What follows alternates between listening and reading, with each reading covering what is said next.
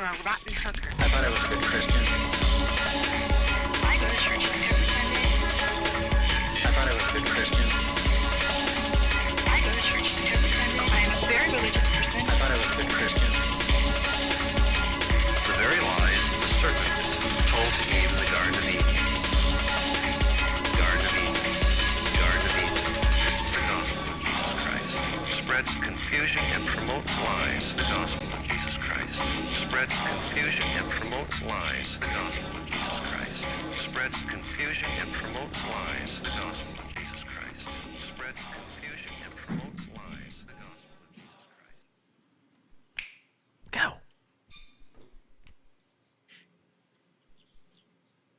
That's your cue. Okay. Again, I couldn't hear the intro again. But hey, everyone, it is Sunday, August 18th, 2013. I'm your host, Ken. This non-religious life with us up in the Bay Area. We have Bob. I'm going to do Jason. Hello. You're gonna do me? That's not good. That's my Jason impression. And Jason, of course. Hello. Hey, what's up? How you doing?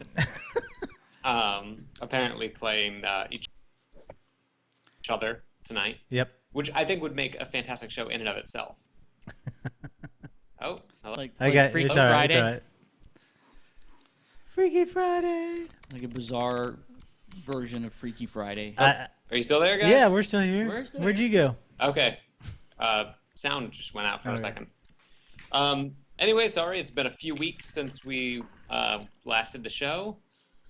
We're going to try and keep this going, but we have some fun stuff to talk about tonight.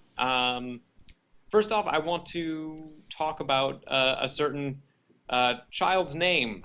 Bob sent me this earlier tonight, and it's something that I saw in the news recently. Bob, you read it more recently, so why don't you kick it off? It's a Texas couple. And, Oh, yeah. And they I forget what their last name. It was like Martin something, and they couldn't decide what his last name should be, and rather than rule on what the last name should be or how they should proceed, the judge decided to tell them that they couldn't name the child his first name, which was Messiah. They named their child Messiah, and the judge ruled, or it was a judge who was acting as a magistrate, and they ruled that he couldn't name him Messiah, and he said that only one person, Messiah is a title, and only one person has earned the right to be Messiah, and that was Jesus Christ. And so this judge ruled that the couple had to change their name, and so now the son's name is, his first name is Martin.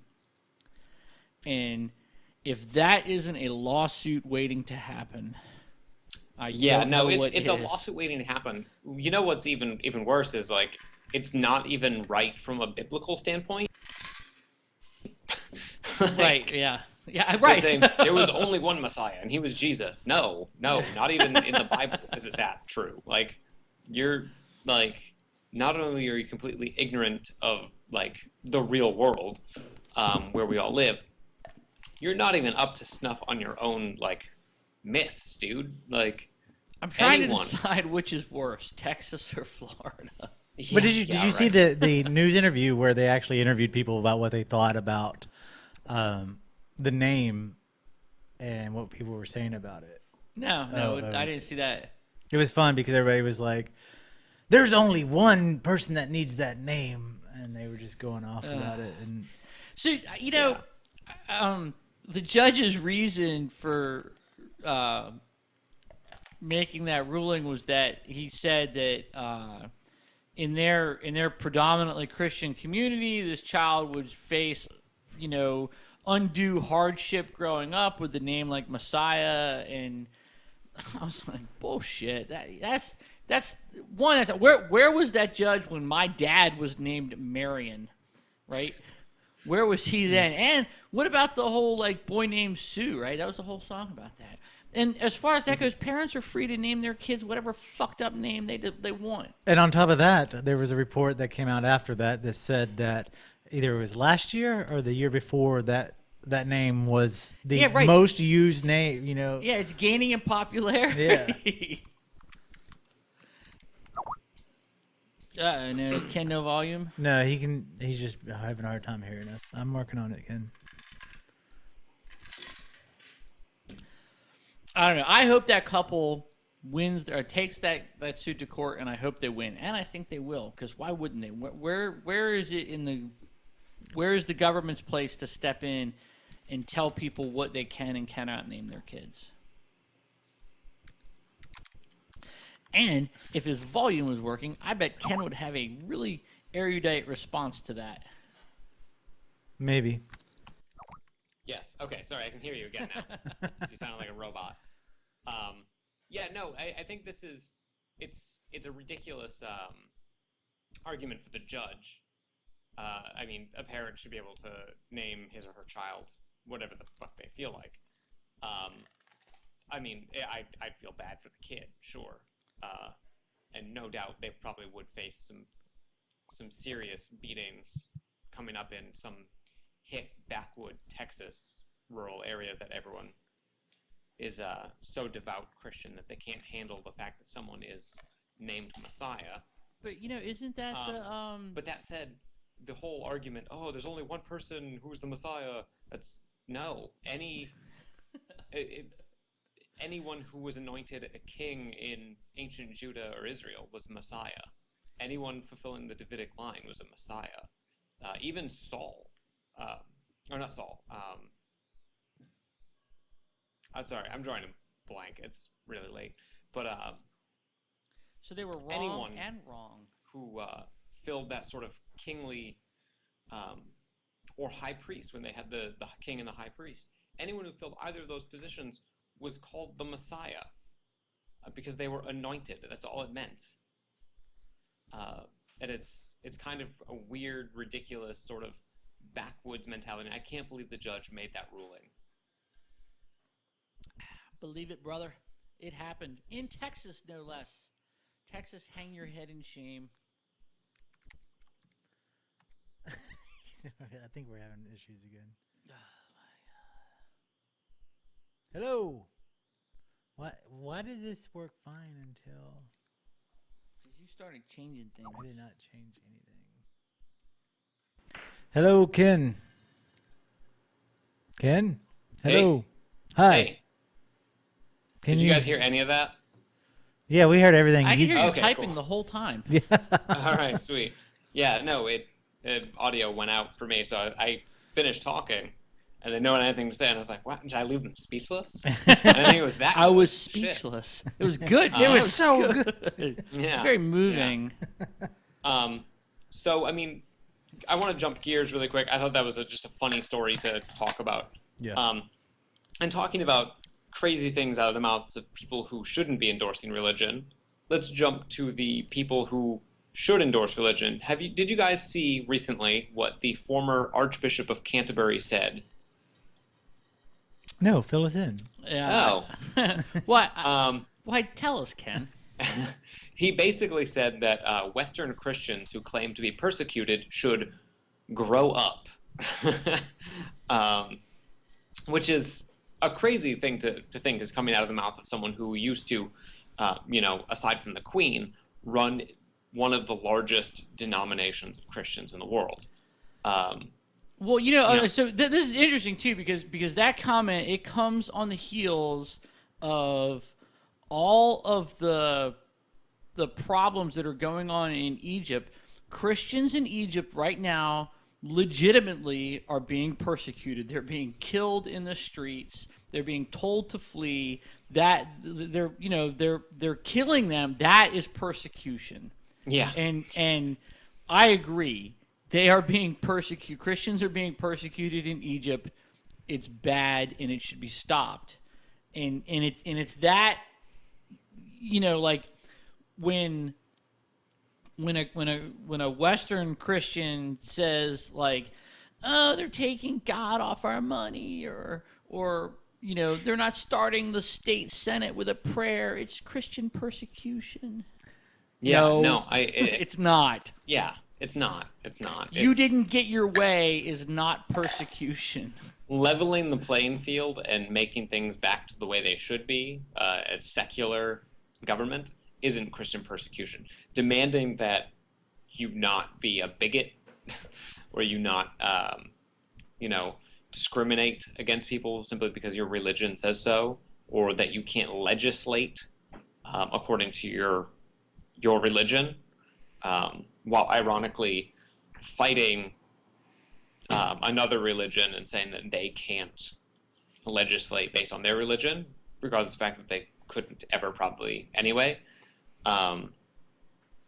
isn't persecution. And it plays down. It's insulting. It does diminish true persecution. Yeah, which does happen. You know what? There are Christians in parts of the world who are persecuted, like you said, in Egypt right now. Right now, today. Yeah. Egypt's an entirely sort of whole fucked up thing right there. Anyway, someone I know actually was just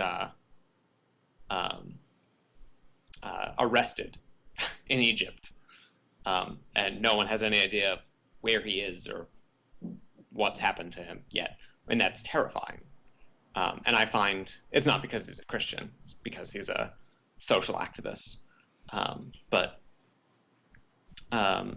I think it's insulting to real persecution in the world to complain the way Western Christians do about trivial subjects that they feel they're being persecuted about. Right. I know. Letting two dudes marry is not persecution.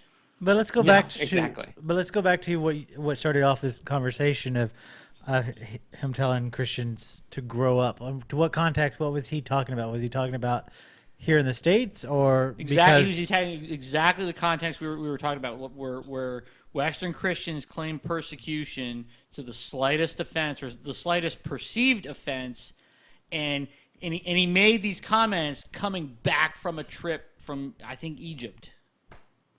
Yeah. And maybe he was in the Sudan or something. Maybe he was in like Africa, but he was someplace where he witnessed true persecution.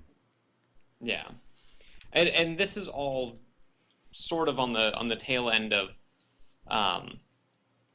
Christians in England getting really, really upset about same-sex marriage, and again claiming persecution. That the gay agenda is being pushed on them, and I think it's so apropos for the Archbishop to come out and say, hey, grow up. Like, you're not being persecuted. Like, what's going to happen to you when gay marriage is legalized? Nothing. Like, there are, Christians in Africa and the Middle East who are actually being persecuted. And it's time to, not trivialize their suffering. Yeah, I agree. I think it does trivialize true persecution and true suffering when someone says like, gay marriage is just the war, the persecution of Christianity in the States, and that's not true at all. Not true. That's the thing. Like, there's so many bigger issues to go after, and they cry foul at the slightest thing. Well, did he have a call for action after that, or what was the full context of? After he said this, did he say that they need to, join up in arms to fight in other countries, or what? Exactly. There wasn't necessarily a call to action per se. It was more of his commentary regarding Western Christian attitudes. Yeah. Which I think, fine, trivialize their attitudes, grow up because they're being children. Yeah. Christianity has always had this sort of persecution complex anyway. It's no secret that the Roman persecution of Christians is largely a fabrication. It didn't really happen. There were a few years under, I believe it was Diocletian, but you're talking about a few years in the entire history of the Roman Empire under, coexisting with Christianity. Yeah, I think we talked about that before in a previous show about how, that stereotype of the Circus Max or the Colosseum where the Christians fed to the lions. Like, yeah, it happened, but not to the extent that we're led to believe, and not as frequently, and it was a very brief period of time. Yeah, a very, very brief period of time. I consider it like the Old West. Like you watch an old John Wayne movie. Like, that happened. Those things really happened. But for a really brief period of time, we're talking like maybe like 6 or 7 years in actual history that it was like that. And after that, like, the rest of the world caught up. Yeah. Those aren't the only rumors that Christians made up about the Romans either. When you think of Roman orgies, not really. Romans were the See, that's the prudes one of I was prudes. hoping was true. Like, ultra prudes, but I mean, when you're, It was those decadent Greeks, wasn't it? yeah. I mean, it was just there were a few really decadent emperors, but I mean, aside from Caligula, Romans were by and large, even the pagans were very, very prudes. They weren't freaks. Well, I in that regard, I think that much of that reputation is owed more to Bob Guccione than any single historical document. If you didn't know Bob Guccione, the I guy think we that lost him again. he was the editor of Penthouse magazine. He directed Caligula. Anybody? No. Ken? I think he lost us again. I don't know why his audio. No, keeps dropping. I'm getting, it's cutting in and out like it. Okay. Well, let's take a pause, disconnect, and then call back because it's a Skype issue. Okay.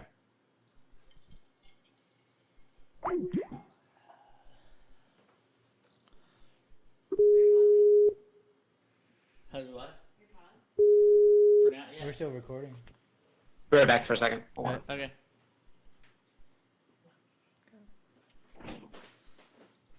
No. Okay, now we need some kind of, because we're still recording, we need some kind of transition music. Okay, I'm back. All right. I don't have a video from you. Okay. Oh. Oh, Jason's edit job just grows Here we and go. grows. All right, so you can hear us? Yeah, no, it's compressing. It's weird. It's robotic. Yeah.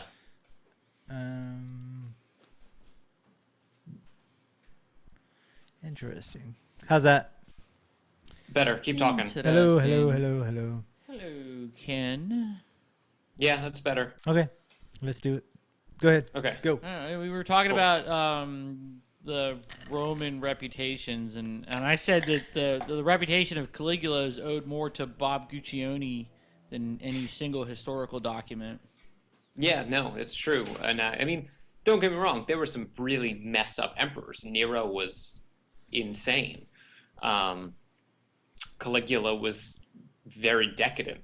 But it's true that our perception of Rome is colored largely by films today, and those films are colored largely by old Christian rumors. Christianity was the new kid on the block. They needed to set themselves apart. They had to show why their ideas were valid. And what makes your point better than saying, yeah, those pagans, you wouldn't believe the shit they do. They're into weird stuff like poop and whatnot. And seriously, and nothing's gonna rile up. Nothing gets people more upset than poop. Nothing gets people more upset, especially when you're talking to other people who are super prudes sexually, and they're gonna think, "Oh my God, like the other pagans are doing that. Oh, I can't go with that." And you want to know why Christianity flourished as quickly as it did in the Roman Empire? It was by spreading nasty rumors about how everyone was, going to Bacchus mystery cults and having drunken orgies. I don't know how. I don't see how that didn't become. Yeah, a I don't see the calling card. downside for that. I mean, not that. I'm just, I went to college. I know what it's like. But yeah, no, I mean, by and large, most of the Romans were very prudish. The social norms around sex were very, very restrictive. Men and women only had sex at night and only to have kids. Like, that was it. And you only to think of, Barry like, Manilow. Yeah, and only to Barry Manilow. No, Barry Manilow was not even allowed, actually. Even that was too decadent, That was too racy. too decadent. Yeah. Roman emperors had sex in front of their servants, but you're talking about servants. They were basically furniture, at least to Romans. I read somewhere that the another misconception, it's not from a religious standpoint, but that the Roman vomitorium that's a myth. It's not really true. Yeah, no, a lot of the stuff that we know about Romans comes from a lot of these myths that were perpetrated by Christians to get people over to their side. So they would talk about these, all this stuff in Rome, and they'd talk about, because a lot of it was in the diaspora. You're talking about the fringes of, the Roman Empire, and then it just spread like wildfire. And no one wanted to be associated with the people who were having freaky sex, for some reason. I don't understand why. I was like, gee, time has changed. Right. Yeah. Those are the people I want to know. But yeah, so that's that. And they made up the myths about the Roman persecution of Christians, and it was really, look at how hard we've had it. Now, always be wary of anyone who, is going to tell you that you're wrong, or, because they're going to persecute you. And it's a good scare tactic, but unfortunately it's worked for way longer than it should have. All right, so everybody loves a good persecution story. It's true. That's Oscar material. Yeah. I don't know if Caligula won an Oscar. No, it did not. It did not. I didn't think so. Golden never know. Globe. But... Yeah, right. It was up for a couple Golden Globes. Yeah. Yeah. I so not to nerd out on movies, but I love thinking of, like, Caligula is one of those stranger, like, it's so strange it has to be true stories where, because have you seen it? Have you ever watched it? It's full of Hollywood heavy hitters. It has Helen Mirren in it, Malcolm McDowell, and like these acting giants. And and when like the final movie was put out, they were like, "What the fuck? I can't believe it." Because Guccione went in and he was like not sexy enough, and so he filmed all these additional scenes that were basically like just porn and put them in the movie. Yikes. Is that a pizza man? yeah, pretty much. And it's not very good to begin with. It's just I don't know. I watched it once just to see what all the fuss was about. And like most things, and then he watched it multiple times after to make sure that's what Right. the fuss was about. Just want to make sure. Didn't hear Bob for 2 weeks. He just stayed at home. Studied that movie. TV on.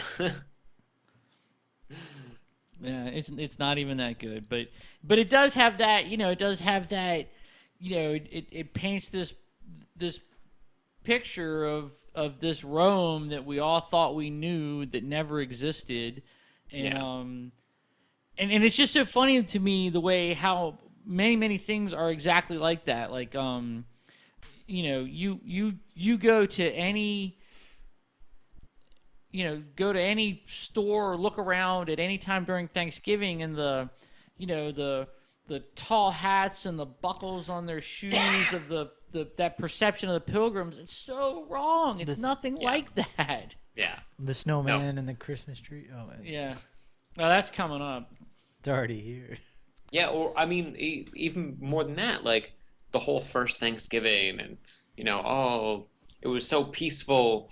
Like those religious pilgrims who fled England came to Massachusetts, my home state.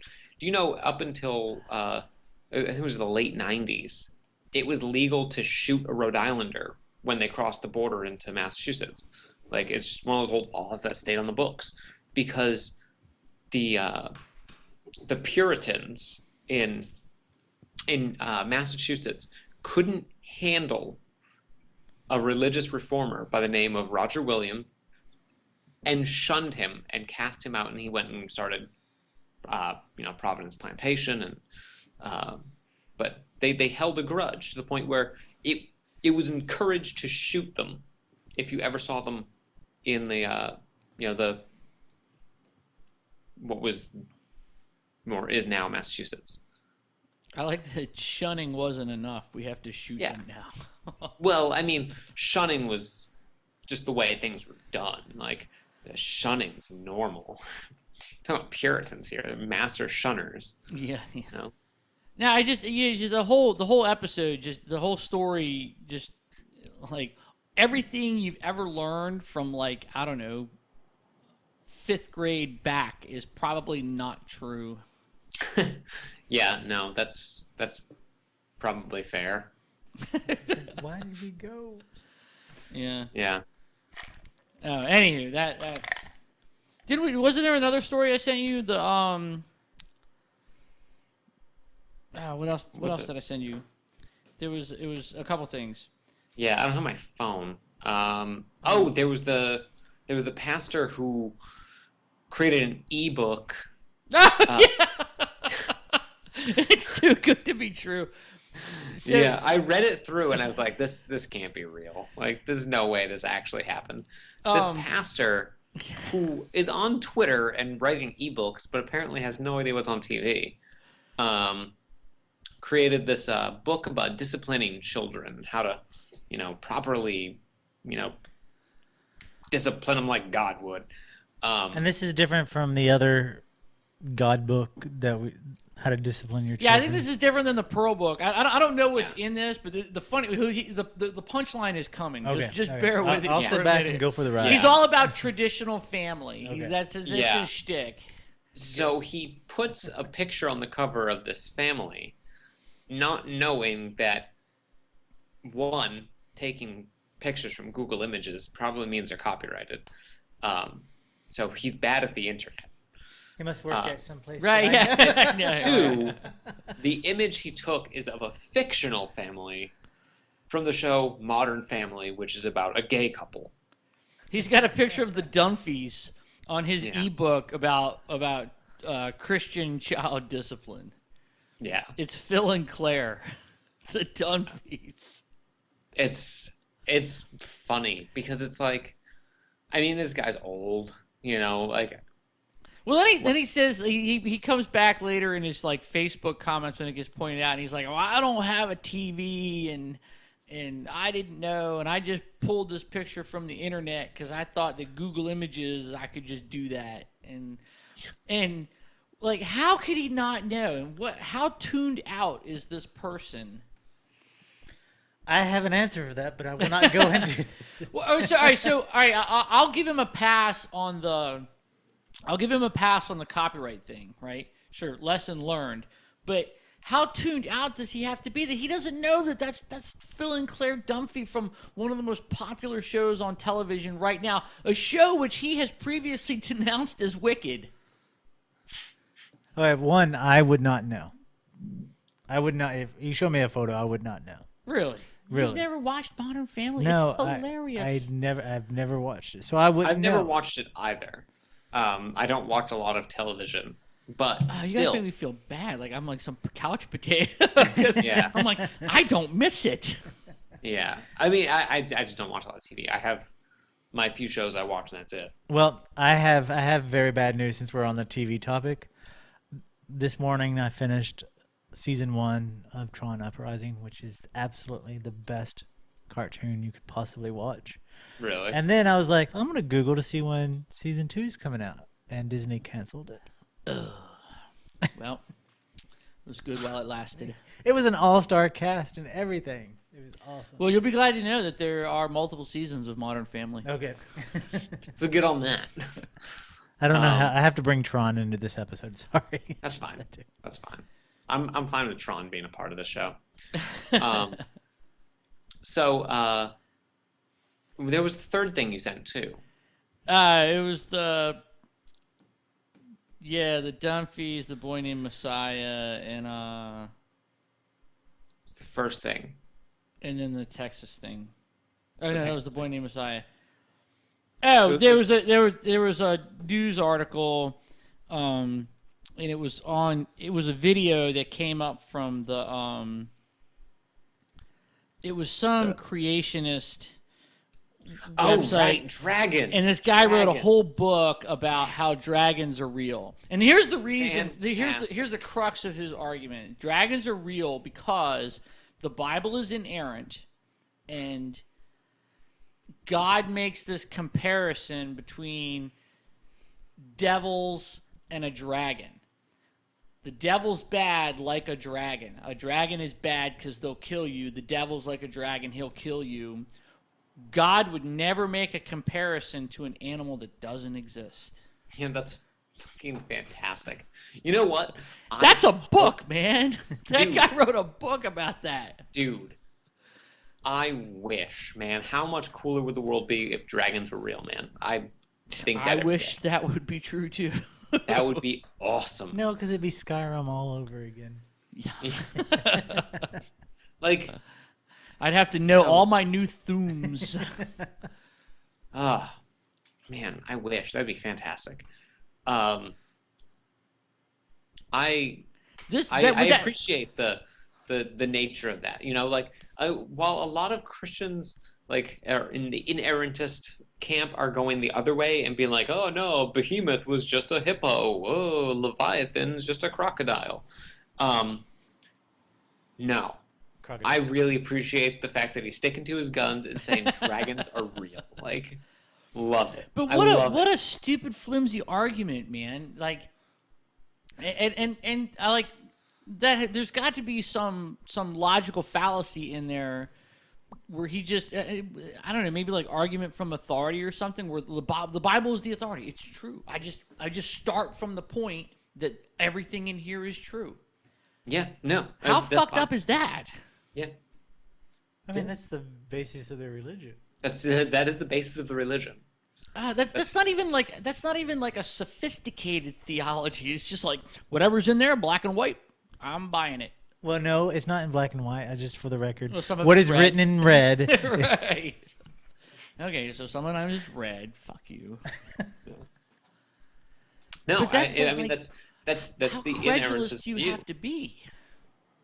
Like the far right inerrantist Christian theologies don't have room for anything other than Scripture. I mean, that's why it's the sola scriptura, the scriptural alone. Like that's it, and sensus literalis, in the literal sense only. That's how you interpret Scripture literally, and by it alone, you develop your entire worldview. That's it. That's all you need. And I mean, this guy came to the conclusion that dragons are real. Good for him. Good for him. Well, I like that he's sticking to his guns. right. In spite of the fact that there's no fossil Such record, thing as dragons. there's no evidence that dragons ever existed. False records are put there for the devil to test her. Yeah. Right. where? Show me a dragon bone. Like if dragons ever like, why am I not on the set of Game Jurassic of Park. Thrones with like the Game of dragons in the throne room? Why did that not happen? Why didn't that happen? Oh, that would be awesome. God, that'd be great. I feel cheated. Yeah. Like, fuck me. I don't know, man. And there's like the little video clip that went with it where he was like, they're like, well, tell us about your book. And he was like, yeah. And so, dragons exist because God said the devil was like a dragon. And why would he compare the devil to something that doesn't exist? And like with a straight face, they were all like, uh-huh. Yeah. Well, I think both of you are missing the point of this book. That dragons are real. No, yeah, because I don't think that's why he mainly wrote the book. Because, I mean, what we should be taking away from this book that he wrote in the story, it's not that dragons are real, but the devil is real.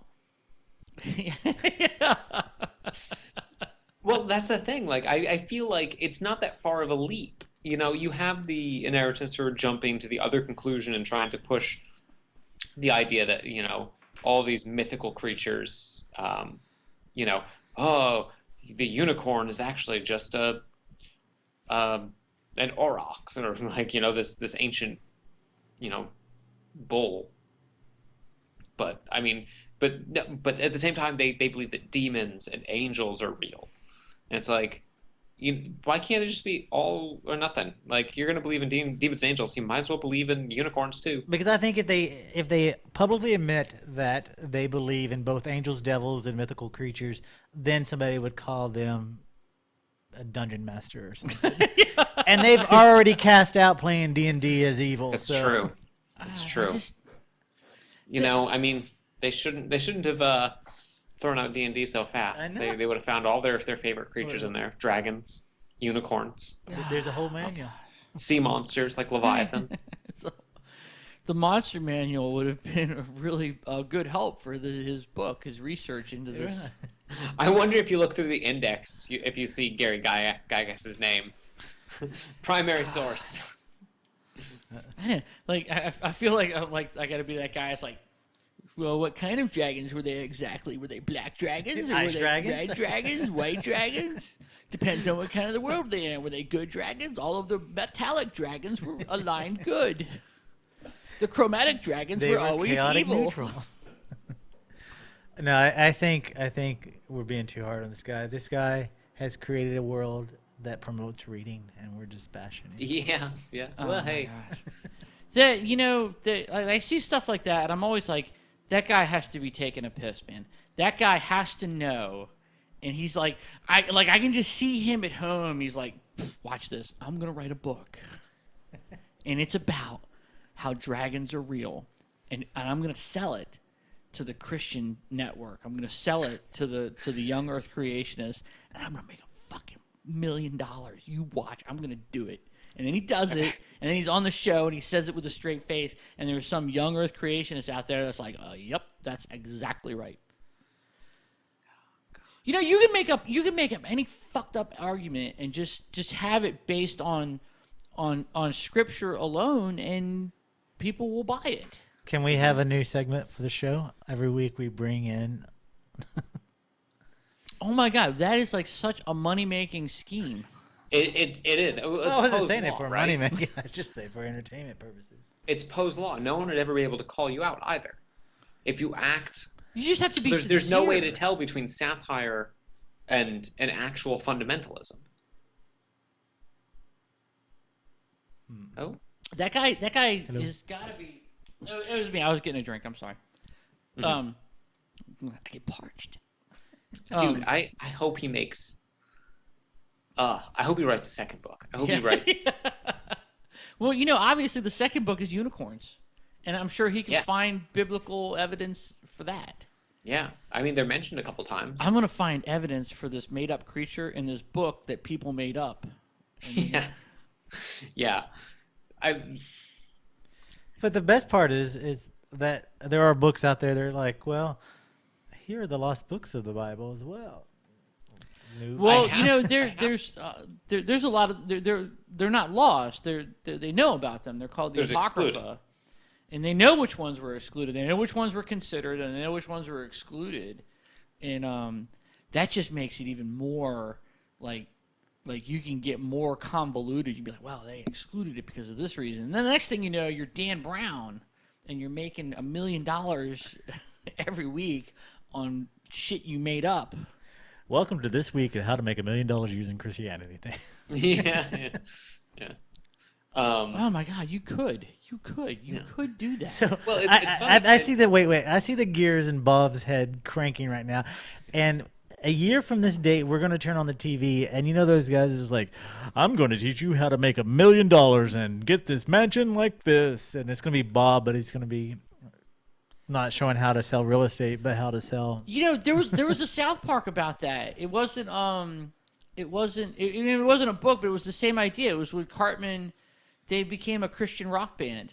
They were called Faith Plus One, and they took contemporary songs and just put Jesus in it, and then they sang them, and it was like everybody's like, oh, they're so great. Was it the episode where? No, that was South Park, where he said that you're not making music. You're not making. I forget what the quote. Fuck it. Never You were mind. talking about King of the Hill. Yeah, that's what it is. Thank you. You're not making. You're right. You're not making rock music, or You're not making church better. You're just making rock Right, music worse. yeah. Yeah, that was Yeah. King of the Hill. Yeah. Yeah, that's one of my favorite episodes. Yeah, Just this for was that quote alone. Yeah, it's funny. this Yeah, was, no, this that's was a- a that's a South fantastic Park episode. when they were Faith Plus One. Yeah. Oh God. I mean, isn't that what Christianity's been for a long time though? Just one grift after another. You know, one way to make a quick buck. I mean, from the indulgences all the way up to people like Creflo Dollar. I mean, his last name's fucking Dollar, for Christ's sake. Like, do people not see this coming? I read a thing, and I haven't gone out and looked at it, so it might not be true. But I read that the year James Randi exposed Peter Popoff to be the charlatan that he was, He's still on TV. The next year he made more money than the year previous. Really? Right. It's impressive. After he got exposed as a fraud, he made more money the next year. Very bizarre. Because it's funny, he's still on TV. And now he's back. He's selling miracle water. Yeah, because I sent you photos of it when we were in the hotel room on the trip out here. I was like, what the fuck? Yep, he's still around. He's still around with just a new shtick. He's selling miracle water. What does that say about us? What does that say about our society? I don't know. Then again, nothing good. James Randi isn't making a small amount of money either. So, Well, I mean, he is, and that brings up an interesting point. I wanted to ask you guys about this. And I don't know, maybe we'll have time to talk about it, or maybe it's another show. But there's a Newsweek story about the amazing meeting. It's either on their online site. I don't know if it'll be in their print issue, but the writer, I forget who the writer was, but there's a lengthy article about the amazing Randi and the skeptical movement and TAM in general, and it's about how the skeptical movement has become a little bit divided over atheism and issues around that, and so there's divisions. Like this one guy was saying, like he went to this atheist meetup at his kid's school, and he met this woman. She's like, "Oh, you here for the atheist meetup?" And he's like, "Yes." And she's like, "Great. What's your sign?" And he was like, "Oh man, I can't do it." yeah. And but and there's some skeptics like Randi. He I think he claims to be agnostic. Or, no, he's an atheist. He says he's an atheist, but there are other people in the skeptical movement that claim to be agnostic, and then then you got guys like Jamie Ian Swiss who says like you can only be an atheist, and I don't know. I just wonder what your thoughts about that. Like I'm more of an accommodationist about that kind of thing, wherein I think that there's probably room at the table for everybody. Yeah. Between agnostics and atheists, yeah. Well, no, I mean like between skeptics and agnostics and atheists and even people who believe. I think that I think that No, it's unacceptable to ever have friends who don't agree with you. right. No, that's exactly my point. I think that I think that if you have a worldview, like if you have a Christian worldview, awesome, great. Like I want you to do that. I want you to have that worldview. But it's when that worldview makes grossly, demonstrably false claims about the world, then I'm going to call you out on it. But if you have a Christian worldview and you are not seeking to limit the rights and privileges of others, and you're not making claims about the world that aren't true, go crazy. I want you to have that view. You can have that view. I fought for your right to have that view. You know what I mean? Like that's the kind of thing that, and in that regard, that's how I feel that there's room at the table for everybody. Yeah, and that actually brings me to something that I've been noticing a lot lately in the skeptic community, and it's made me fairly angry actually. There's a lot of factioning right now. along the lines of being a skeptic, and then, having that be sort of mutually exclusive to other things. And what I've noticed recently is, I've always known the skeptic community has been fairly not friendly with sort of animal rights philosophy, which is weird to me, because I feel like animal rights heavily sits, if you had a Venn diagram, a big portion of the animal rights circle would be in the atheist, agnostic, skeptic community. But then that's a bigger circle, and there's a lot less of it. But not just that, but feminism, issues like real social issues that are very, very pertinent, not just from a matter of, saying, hey, let's not legislate based on whatever. Let's, but more like, hey, people are actually, being assaulted and abused and whatnot. It's made me a little mad lately, because I've noticed it a lot more. Well, sorry. Go ahead. And I get mad mostly because in the skeptic community, in the atheist agnostic community, we claim to have the moral high ground. We point at Christians and shake our fingers and say, misogyny and, Right. sexism. And then it happens in our own community, and people just kind of like ignore it. And I've noticed it a lot lately, and it really fucking pisses me off. But that's neither here nor there at the moment. But yeah, Well, I think we should start embracing not just other worldviews, but other like social movements too. And, if people are skeptic or open-minded or agnostic, they should be welcome to the table. totally. I like discourse. But I think what I'm about to say is in no way endorsing those practices or defending them, not as a whole, reaching out to other social justice movements. But I think the reason this is happening, the reason that it's an issue, that it's always been the pointing the fingers, and when it happens within our circles, we close our eyes, is because it's relative.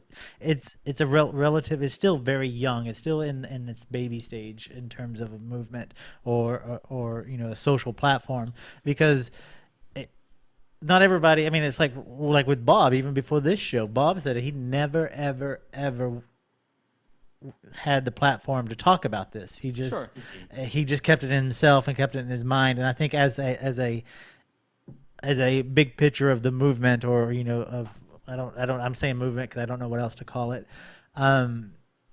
It's mainly built around that. It's just individuals who kept it in their head or kept it in their small circles, and now that everybody's becoming more savvy with social networks and able to network stronger, across bigger lines, that it's time to start bringing up those issues within our circles. It's time to start pushing those boundaries. So within this movement, it can evolve like what we're asking the rest of the world to do as well. Well, I mean, I think you're right in that any movement that's about social justice is going to be about like accommodation, and it's going to be about compromise. And like, you have to realize that the guy sitting next to you may not feel exactly the same way that you do. However, you do have the same goal in mind. And if that goal is, defending secularism, or defending church state issues, or defending gay rights, or defending, whatever the issue may be, if that guy's on your side, he's on your side. It doesn't matter. Like, you can't go like, well, I like Steve and he's a good supporter for, this, that, or the other thing, but he also believes in homeopathy, so we can't have him. Right. Mm-hmm. And I would take that as an opportunity to be like, all right, well, maybe I'll have something to learn from Steve, and I still think it's, homeopathy is a bunch of shit, but that's his belief, and if he's not hurting anybody with it, then okay. But like I said, it's when those beliefs do start hurting people and when they do start causing harm, then I feel the need to speak up. Yeah. I feel you're exactly right there. I mean, I think so long as people are open-minded and skeptical, we should be, breaking bread with them for sure. It's an opportunity for discourse and to, He's a biblical exchange statement. ideas. Yeah, What a that I use traitor. bread. Yeah. Perhaps Ken will break bread with me. Yeah, but seriously, like, sitting down and exchanging ideas, I think that's healthy. What's really gotten me lately is, and really like kind of made me sad to see, is a lot of the anti-feminism, anti-animal rights, anti-everything. And I mean, don't claim to be a skeptic if you're gonna be really, really, really close-minded about huge, almost unarguable concepts. I think that in fact, like you're just somebody who doesn't like religion. You're not a skeptic at that point. Yeah, I was never particularly of an animal rights mindset. I mean, I'm not even. I wouldn't even. To this day, I don't even consider myself like a good animal rights person. However, I like that skeptical mindset, like points me in that direction. I can't help it. It's just I'm not even saying you have to accept the idea. You just have to be open-minded to it. Like you have to be like, all right, yeah, like it's a philosophy that makes sense. Maybe I don't adhere to it, whatever. Well, not just the philosophy either, but the science and the fact of the matter, points in that direction. I mean, it becomes, then it becomes. You become engaged in either motivated reasoning or what's the other one, the cognitive dissonance. You're right. You're engaging in cognitive dissonance to do otherwise. Yeah. So, but I mean, I don't know, but it's a very good Newsweek article, and I hope it comes out in their print issue. But it's definitely online now, and it's all about Tam. And one of the funny things too is he said the writer said when he was talking to people, they kept referring to it as the movement, for lack of a better term. Really? Yeah. Just for the record, I did not read that, and I did not pull that source. I just, it is a movement. It is. It's just not manifested into that yet. Well, and that's one of the problems with it too. Is like it's really hard to put it in a box that way, and so people just sort of say, "Well, the movement." Yeah. Mm-hmm. It's well, good, maybe that's what it needs to become. Maybe. And one of the questions it asks is, is it making headway? Are there victories? And it ends with a little snippet of Randy, and he's like, he's got a wedding ring on. He's like, I wasn't going to announce it, but got married, drove up. He's gay, and he married his longtime partner. Awesome. Mm-hmm. And he was like, yeah, it's illegal in Florida, but we drove up to D.C., got married, drove back because it's legal now. Yeah, that's awesome. I remember when he came out, and I do. It was I a big remember deal. that as well. I was, and you know what? I was a longtime fan of his, and I had no idea. Mm-hmm. And I mean, he kept it. He played his cards close to the chest, as many magicians do. Yeah. But hey, good for him, man. That's awesome. And finding that out, it never changed how maybe it did a little bit in that I may have had more respect for him in that he had to endure a lot more hardship than I would have ever imagined. Mm-hmm. But I still admire him just as much. Yeah, for sure. I mean, he's one of those big names, and he's done a lot of really good things for, the skeptical. It's not even atheist, agnostic, just the skeptical movement in and of itself. Yeah, he's done a lot of stuff. I don't know. It was interesting to think about. Yeah. Like Bill Maher's name came up in the article, mm-hmm. and so Bill Maher, he's a a vocal atheist, but he's like, well, maybe vaccines are bad. He falls onto that side. Maybe global warming is not man-made. And it's fine for him to question those things. However, on those issues, I would disagree. But if we're gonna, if we're sitting down at the table to talk about a question wherein, is this religious view good or bad for people, then I don't care what he feels about the other things. We're talking about this thing. Yeah, it's dealing with pertinent information. But I think, when coming at larger sort of social issues, like feminism and whatnot, I think it's important to embrace those and nurture those within the community as well. Yeah. So, and if this falls through, I'll feel like an ass. But I don't want to plug next week too much. But we're gonna record next week, and we're gonna have my favorite religious scholar, Matty Brake, is gonna be in town, and we're gonna have him here. And one of the things I want to talk with him about is that reconciliation between science and faith. And he says that it's possible. He says you can have that. You can have that degree of reconciliation between your faith and what science says to be true. And I'd be very curious to hear it is. And I guess one of the things that really piqued my interest about that is he is presenting he's on his way to a conference where he's presenting a talk that's actually refuting an argument made by Robert M. Price. And Price's take on it is that, if you maintain your faith, you cannot reconcile science with your faith. It just can't be done. And so he's got a response to that. I cannot wait to hear it. I'm interested to hear it. I'm very excited for him to be on the show up there, and then a few days later he'll actually be down here in LA, and then he's off to, I think, Long Beach and San Diego or whatever. But he's going to spend a whole week in California, and so we're going to have some adventures, and we'll be able to report on that on the show after. You got to take him to that Gnostic church. Yes, it's the Ecclesia Gnostica.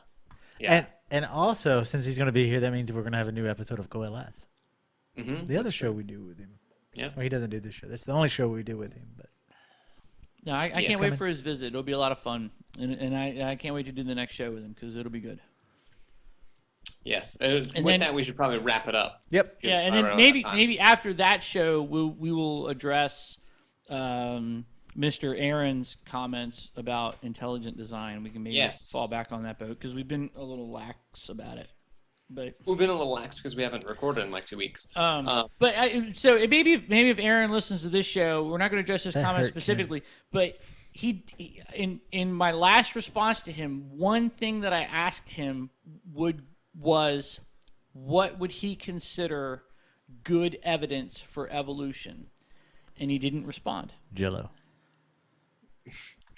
Yeah. There's he had a response, but he didn't answer that question. And so I'd like him to answer that question. Like, what would he consider good evidence for evolutionary processes? So he has 2 weeks to research that and have an answer because we're not going to address that issue next week. We'll talk about it. We'll talk about it in 2 weeks. Yeah. Take us out, Ken. Okay. So, as always, you can get us on Facebook and Google Plus and email. Everything's on the website, zombiepopcorn.com. Go there, check it all out. A lot of great stuff on there. Other shows to check out, Coalesce. I don't know what other shows you're still doing, unfortunately. The New Architects. Everything's been sort of up in the air lately with recording. But check it out anyway. Go back through the backlog. Go on Stitcher Radio, iTunes, YouTube. And don't forget to leave us comments and feedback. Give us a phone call. We're relying on our back catalog now. What's that? We're relying on our back catalog now. You know what's next? Greatest hits. We You should know totally what? do one. I have a coworker who was very excited to find out we do this show, and he's now going through the entire, like everything we've done. So Greatest hits. That's the death knell. yeah, he brought up an episode from a while ago, and he's like, "Oh, that was such a good episode." It was the episode we talked about Krampus. Awesome. Any episode that we episode. talk about Krampus is a good episode. Yeah. Yeah, that's true. That's true. Krampus is fantastic. I said I love Christmas episodes because we always talk about Krampus. Yeah. But yeah, leave us you want to talk about Krampus? Call us and leave a voicemail, 757-337-2195. Chase would be more than happy to talk to you about Krampus. Who doesn't want to talk about Krampus? Coolest Christmas icon ever. Next to the lads. But that's Yeah. another show. Anyway. Yeah. All right. We'll see you next week. Next week. Have a good night.